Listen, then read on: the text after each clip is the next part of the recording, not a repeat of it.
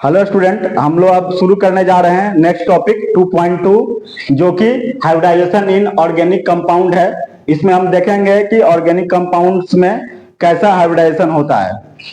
तो इसमें स्टेटमेंट है the process of mixing atomic orbitals to form a set of new equivalent orbitals is termed as hybridization. इसमें क्या होता है कि मतलब दो और उससे अधिक ऑर्बिटल्स पहले मिक्स होते हैं और उससे एक नए ऑर्बिटल बनते हैं, उसको क्या बोलेंगे हम? हाइब्रिडाइजेशन बोलेंगे। और ये कितने तरह के होते हैं? 3 तरह के होते हैं। ये कौन कौन से होते हैं? sp3, sp2 और sp। अब इसमें कंडीशंस देखेंगे कि कैसा पार्टिसिपेशन हो रहा है, किस तरह के इसमें बॉन्ड्स बन रहे हैं। तो पहला है नंबर ऑफ ऑर्बिटल्स यूज्ड, यानी इसमें कौन मतलब कितने नंबर के ऑर्बिटल्स यूज हो रहे हैं या लिया जा रहा है। इसमें sp3 में 1s और 3p ऑर्बिटल्स ले रहे हैं, sp2 में 1s एंड 2p ऑर्बिटल्स ले रहे हैं, sp में 1s और 1p ऑर्बिटल ले रहे हैं। ऐसे ही अब देखेंगे कि इसमें अनयूज्ड p ऑर्बिटल्स के नंबर्स कितने हैं। तो वो पहले sp3 में ऐसा कोई p ऑर्बिटल नहीं है जो अनयूज्ड हो। दूसरे में sp2 में 1 ऑर्बिटल है जो कि अनयूज्ड बचा है। sp में ऐसा 2 ऑर्बिटल्स होगा। नेक्स्ट बॉन्ड्स, बॉन्ड में sp3 में 4 बॉन्ड बनेंगे जो कि सिग्मा होंगे। इसमें 3 सिग्मा बॉन्ड बनेंगे और 1 पाई बॉन्ड बनेंगे sp2 में। अब sp में देखते हैं, sp में 2 सिग्मा बॉन्ड बनेंगे और 2 पाई बॉन्ड बनेंगे। अब ऐसे ही देखते हैं next bond angle. Bond angle में 109.5 डिग्री बनेगा यहाँ पहले sp3 में। दूसरे में 120 डिग्री यानी 120। इधर नेक्स्ट sp में 180 180 डिग्री बनेगा। नेक्स्ट इसकी ज्योमेट्री देखते हैं। ये क्वेश्चन पूछता है, ये इसको एग्जामिनेशन में पूछेगा कंपटीशन एग्जाम में, तो इसको देखना है ज्योमेट्री। sp3 में टेट्राहेड्रल बनता है। नेक्स्ट है sp2 में ट्राइगोनल प्लेनर बनता है और sp में लीनियर बनेगा। ये आपको बॉन्डिंग चैप्टर में भी मिलेगा फिगर के साथ। नेक्स्ट हम देखते हैं परसेंटेज एस कैरेक्टर। sp3 में 1/4 और 25% और sp2 में 1/3 और 33.33% और sp में जो एस परसेंटेज एस कैरेक्टर होगा वो होगा 50% और हाफ। नेक्स्ट टॉपिक है determination of hybridization at different carbon atoms. तो इसमें हम डिटरमाइन करेंगे कि जो जो ऑर्गेनिक कंपाउंड में जो कार्बन एटम होंगे उसका हाइब्रिडाइजेशन कैसे निकालेंगे, इसका डिटर्मिनेशन है। तो इसमें फर्स्ट मेथड है in this method hybridization can be known by the number of pi bonds present on the particular atom. हम अगर इसके पाई बॉन्ड्स को अगर काउंट कर पा रहे हैं अगर, तो हम इसका ये निकाल सकते हैं हाइब्रिडाइजेशन। तो यहां देखते हैं नंबर ऑफ पाई बॉन्ड्स, इसमें अगर 0 है तो इसका क्या होगा हाइब्रिडाइजेशन? sp3। अगर पाई बॉन्ड्स 1 रहेगा तो हाइब्रिडेशन क्या होगा? sp2। और पाई बॉन्ड्स अगर 2 रहेगा संख्या में तो उसका हाइब्रिडेशन क्या होगा? sp। कुछ एग्जांपल्स देख लेते हैं, 4 एग्जांपल्स है, उससे कंप्लीट आइडिया लग जाएगा कि कैसे ये निकालते हैं पाई बॉन्ड्स को काउंट करके। तो एग्जांपल, पहले एग्जांपल में यहाँ पे देखते हैं कि यहाँ पे कोई भी पाई बॉन्ड नहीं है तो क्या हो गया? यहाँ sp3 हाइब्रिडेशन हुआ। यहाँ देखते हैं 1 पाई बॉन्ड है तो क्या हुआ? sp। यहाँ से देख सकते हैं जो काउंटिंग से बता रहे थे हम कि अगर पाई बॉन्ड 1 है तो sp2 होगा। तो यहाँ पे क्या है? 1 पाई बॉन्ड है तो sp2। यहाँ इसके लिए भी क्या है कि एक पाई बॉन्ड है तो sp2। यहाँ भी एक पाई बॉन्ड है sp2 और यहाँ पे sp3। तो यहाँ पे कोई पाई बॉन्ड नहीं है। अब सेम इधर सिमिलर देख सकते हैं कि यहाँ पे sp2 चूंकि एक पाई बॉन्ड लगा हुआ है, इस केस में क्या है कि 2 पाई बॉन्ड है इसलिए ये sp हो रहा है। यहाँ पे sp2 है चूंकि 1 पाई बॉन्ड है यहाँ। सिमिलरली यहाँ पे देख सकते हैं कि यहाँ पे कोई पाई बॉन्ड नहीं है तो sp3, एक पाई बॉन्ड sp2, यहाँ पे एक पाई बॉन्ड sp2, यहाँ पे कोई पाई बॉन्ड नहीं sp3, यहाँ पे sp का केस बन रहा है चूंकि 2 पाई बॉन्ड्स है, यहाँ पे देख सकते हैं हम लोग। और ये भी sp। नेक्स्ट देखते हैं यहाँ पे एक 2 पाई बॉन्ड है तो sp, इसके लिए भी 2 पाई बॉन्ड है sp, यहाँ पे 1 पाई बॉन्ड है sp2 और इसके लिए भी 1 पाई बॉन्ड है sp2। तो इसे आइडिया लग गया कि sp3, sp2 और sp कैसे निकालेंगे हाइब्रिडाइजेशन ऑर्गेनिक कंपाउंड्स में।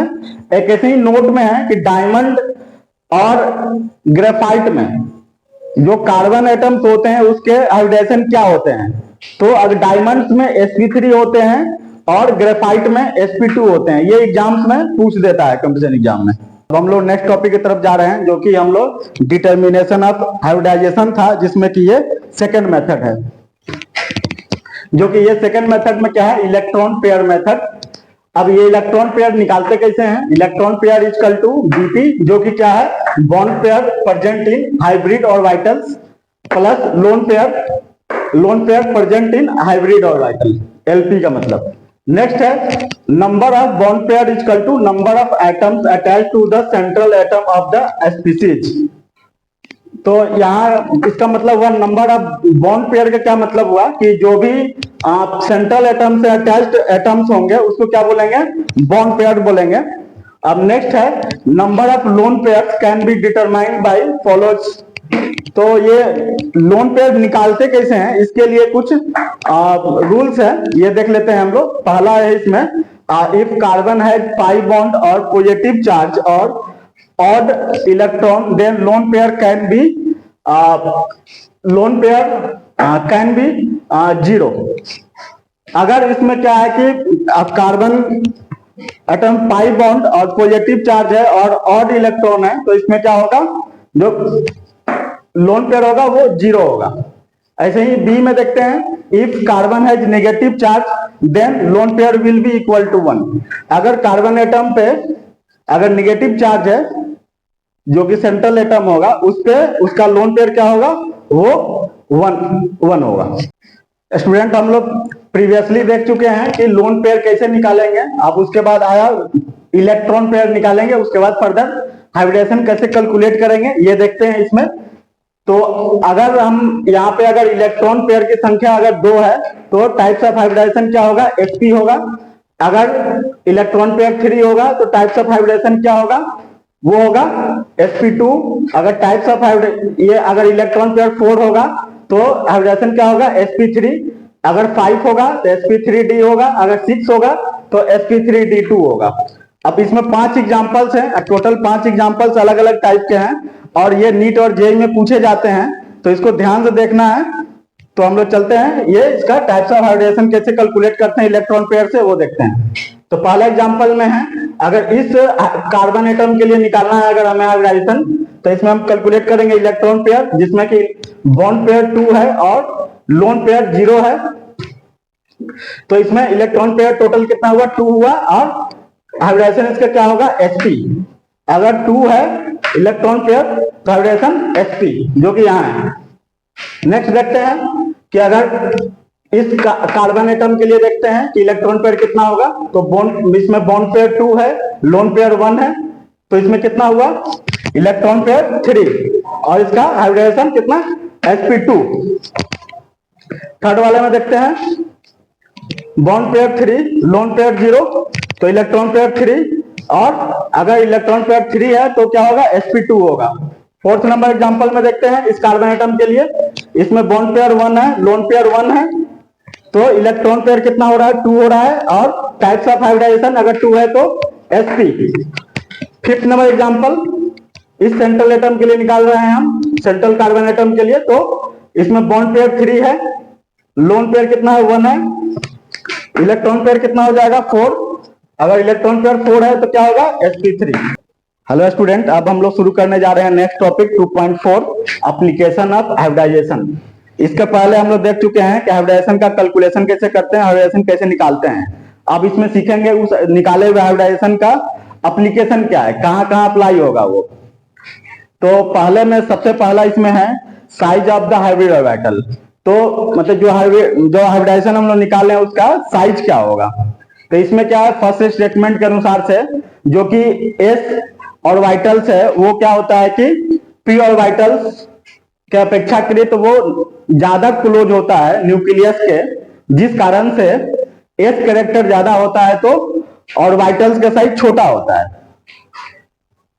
नेक्स्ट स्टेटमेंट है thus the decreasing order of the size of the three orbitals is opposite to the decreasing order of the s orbital character in the three hybrid orbitals। यानी मतलब कि size के अनुसार से देखें तो जो sp3 है ये बड़ा साइज का होगा sp2 से, और sp चूंकि यहाँ पे जो परसेंटेज एस कैरेक्टर हम लोग देखेंगे नीचे, जो इसमें 50% है, इसमें क्या है 33.33 है और इसमें 25% है। इस कारण से मतलब एस कैरेक्टर जितना ही ज्यादा होगा वो साइज उतना ही बड़ा होगा। अब नेक्स्ट इसमें देखते हैं कि पहले पॉइंट से तो ये अंदाजा लग गया कि इसका साइज कैसे निकालेंगे जो हाइब्रिड ऑर्बिटल होगा। अब नेक्स्ट एप्लीकेशन है हाइब्रिडाइजेशन का कि इलेक्ट्रोनिगेटिविटी कैसे निकालेंगे, electronegativity of different orbitals. First है कि electronegativity of S orbital is maximum. अगर मतलब कि अगर एस मतलब ऑर्बिटल्स का अगर इलेक्ट्रोनिगेटिविटी ज्यादा है तो उसका क्या होगा, वो उसका इलेक्ट्रोनिगेटिविटी ज्यादा होगा। नेक्स्ट है इसमें भी electronegative of hybrid orbitals directly proportional to percentage S character in hybrid orbitals. इसका मतलब ये हुआ कि जो कि हाइब्रिड ऑर्बिटल में जो अगर एस कैरेक्टर ज्यादा होगा, परसेंटेज एस कैरेक्टर ज्यादा होगा तो वो क्या होगा, उसका इलेक्ट्रोनिगेटिविटी ज्यादा होगा। यह हम लोग देख लेते हैं कि कैसे रिलेशन इसका बना हुआ है। अगर ऑर्बिटल से लेते हैं जो तीन तरह के हैं sp, sp2 और sp3। अब इसमें परसेंटेज एस कैरेक्टर देखते हैं, sp में 50% है, sp2 में 33.33% है और sp3 में 25% है। तो यहाँ पे क्या है कि इसमें परसेंटेज एस कैरेक्टर ज्यादा है तो ये क्या होगा, sp जो होगा वो ज्यादा इलेक्ट्रोनिगेटिव होगा किसके अपेक्षाकृत, sp2 के अपेक्षाकृत। ऐसे ही sp3 के अपेक्षाकृत sp2 ज्यादा होगा उसका इलेक्ट्रोनिगेटिविटी, जो कि नीचे स्टेटमेंट में भी लिखा हुआ है कि S character in decreasing order and electronegativity in decreasing order. इसका directly relation percentage S characters. Student अब हम लोग देखेंगे sp2 और sp3 में कि कौन इलेक्ट्रोपॉजिटिव होगा, कौन इलेक्ट्रोनिगेटिव होगा और कौन सा इसमें जो होगा कि डुअल बिहेवियर रखेगा कि दोनों तरह का आएगा कि इलेक्ट्रोपॉजिटिव भी हो सकता है, इलेक्ट्रोनिगेटिव भी हो सकता है। तो इसमें जो sp हाइब्रिड ऑर्बिटल्स होगा, sp हाइब्रिड कार्बन जो होगा वो इलेक्ट्रोपॉजिटिव होगा कैरेक्टर में और sp3 जो होगा वो इलेक्ट्रोपॉजिटिव होगा। बट यहाँ जो sp2 होगा वो दोनों की तरह बिहेव करेगा, या तो इलेक्ट्रोपॉजिटिव की तरह कर सकता है या फिर ये इलेक्ट्रोनिगेटिव भी कर सकता है। आप लोग यहाँ देख सकते हैं कि एग्जांपल लिया गया जो कि यहाँ कार्बन है ये sp2 है और ये इलेक्ट्रोपॉजिटिव की तरह बिहेव कर रहा है, और यहाँ पे एक लिए हैं जो कि कार्बन है जो कि sp कार्बन है और ये इलेक्ट्रोनिगेटिव कार्बन की तरह बिहेव कर रहा है जिसके पास की पॉजिटिव चार्ज है।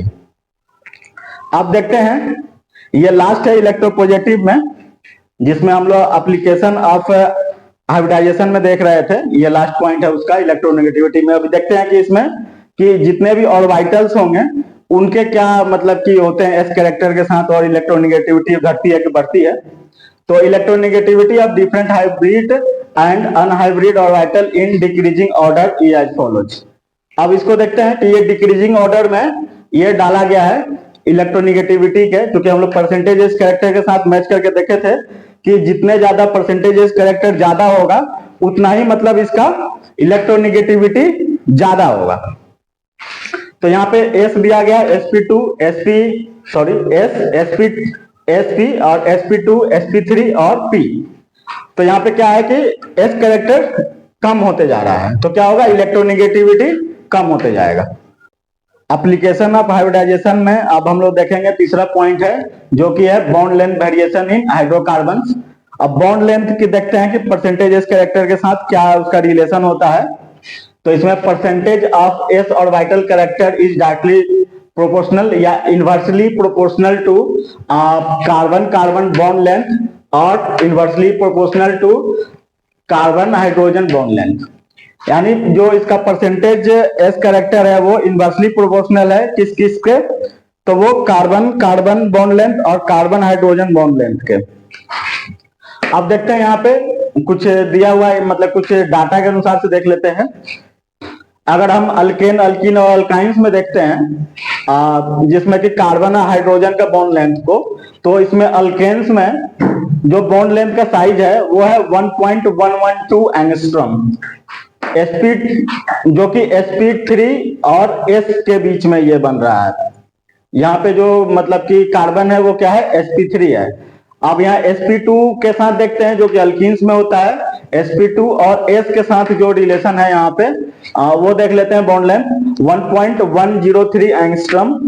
ऐसे ही देखते हैं sp और s के साथ जो कि अल्काइंस में होता है वो है 1.08 एंगस्ट्रॉम। तो देख रहा है कि ये क्या ग्रेजुअली कम होते जा रहा है। अब यहाँ देखते हैं कि बॉन्ड लेंथ अगर मतलब कार्बन कार्बन के बीच अगर बनता है अल्केन अल्कीन और अल्काइंस में, तो वहां क्या होता है, तो अल्केन्स के केस में sp3 और sp3 अगर कार्बन है तो 1.54 होगा। ऐसे ही sp2 के बीच 1.34 और नेक्स्ट sp और s के साथ क्या आएगा 1.20 एंगस्ट्रॉम। स्टूडेंट अब हम लोग नेक्स्ट टॉपिक की तरफ चलते हैं। इसमें फोर्थ पॉइंट है ये bond strength in hydrocarbons. Shorter is the bond length greater the compression between atomic nuclei and hence greater the strength of that bond. मतलब कि ये बॉन्ड स्ट्रेंथ की बात हो रही है कि बॉन्ड स्ट्रेंथ कब ज्यादा होगा। अगर बॉन्ड लेंथ शॉर्टर होगा तो उससे क्या होगा कि न्यूक्लियाई के बीच दो न्यूक्लियाई के बीच में जो कंप्रेशन होगा वो ज्यादा होगा, उस कारण से बॉन्ड स्ट्रेंथ ज्यादा होगा। अब कुछ एग्जांपल्स लेकर समझ लेते हैं बॉन्ड लेंथ को या बॉन्ड एनर्जी को।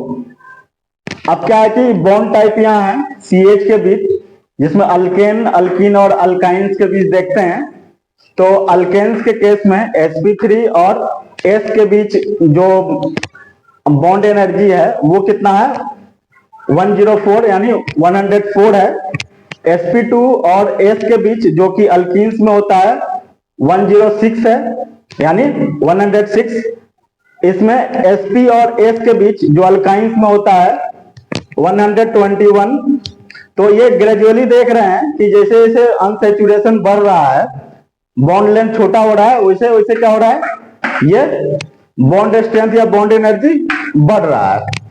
अब नेक्स्ट देखते हैं ये सीसी टाइप, मतलब कि कार्बन कार्बन के बीच जो बॉन्डिंग होगी उसमें बॉन्ड एनर्जी क्या होगा। अल्केन के केस में 80 to 90 किलो कैलोरी पर मोल। ऐसे ही sp2 के बीच अल्कीन्स के बीच में 122 to 164 किलो कैलोरी पर मोल।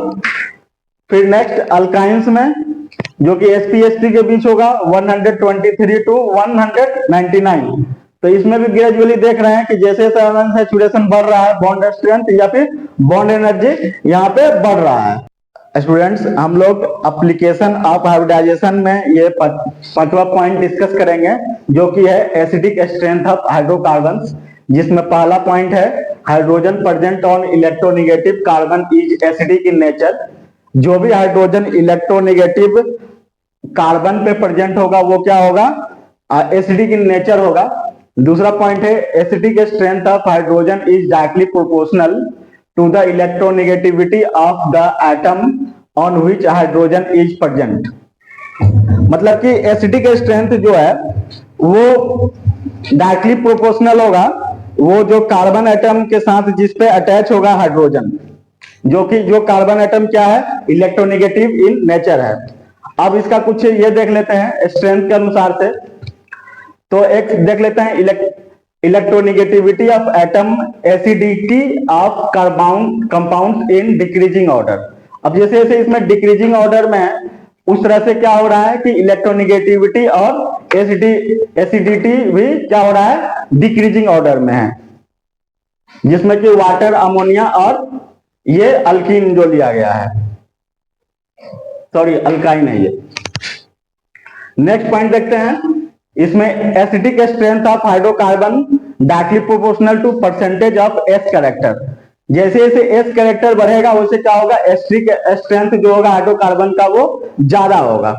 जैसे यहाँ देख सकते हैं कि यहाँ पे परसेंटेज एस कैरेक्टर कितना है, 50 है, तो पीके कितना है, 25 है। यहाँ पे देख लेते हैं कि परसेंटेज एस कैरेक्टर 33.33 है, तो यहाँ पे क्या है, पीके का वैल्यू 44 है। यहाँ पे परसेंटेज एस कैरेक्टर कितना है अल्केन के केस में 25 और पीके का वैल्यू 50 है। तो इससे क्या पता चल रहा है कि जो एस कैरेक्टर और एसिडिक स्ट्रेंथ डिक्रीजिंग ऑर्डर में है। Acidic strength is directly proportional to K and acidic strength is inversely proportional to PK. तो इस के और पीके के बीच क्या रिलेशन है, पीके इक्वल टू माइनस लॉग के। नेक्स्ट है इसमें order of acidic nature of alkynes. तो अल्काइंस का जो एसिडिक नेचर है उसको देखते हैं कि इसमें क्या है, आपको परसेंटेज एस कैरेक्टर ज्यादा दिखेगा, इस कारण से इसका जो एसिडिक स्ट्रेंथ क्या होगा, ज्यादा होगा। अब नेक्स्ट इसमें देखते हैं रिलेटिव एसिडिक स्ट्रेंथ क्या होगा, ऑर्डर इसका देख लेते हैं। पहले क्या है, वाटर है, उसके बाद क्या है, अल्कोहल है, उसके बाद क्या है, अल्काइंस है, उसके बाद अमीन्स है, उसके बाद क्या है, अल्कीन है, उसके बाद क्या है, अल्केन है। अब इसी में क्या है कि अगर हम इसका कंजुगेट बेस लेंगे तो इसका जो बेसिक कैरेक्टर होगा क्या होगा, वो उलट जाएगा। तो ये जो है अल्केन का क्या होगा, कंजुगेट बेस, ये क्या होगा, अल्कीन का कंजुगेट बेस, ये क्या होगा, अमोनिया का कंजुगेट बेस, ये चीज क्या होगा, ये अल्काइंस का कंजुगेट बेस है, और ये अल्कोहल का, और ये वाटर का। और इसी के साथ हमारा एप्लीकेशन ऑफ हाइब्रिडाइजेशन जो कि 2.4 है वो यहीं खत्म होता है। और इसके बाद आप लोग, अगर आप लोगों को वीडियो पसंद आया है तो वीडियो को लाइक करें और सब्सक्राइब करें। Thank you.